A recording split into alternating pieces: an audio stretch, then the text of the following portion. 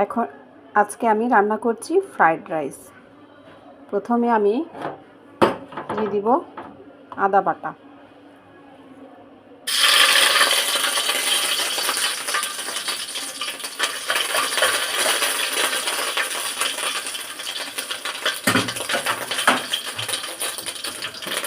তারপরে রসুন কুচি,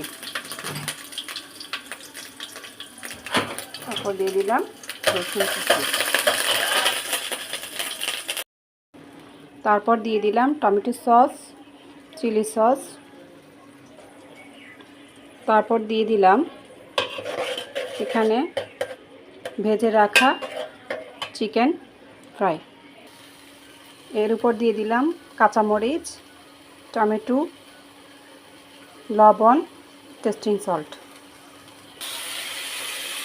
এখন দিচ্ছি 1 চামচ গোলমরিচের গুঁড়া। রান্না করে ফেললাম ফ্রাইড রাইস।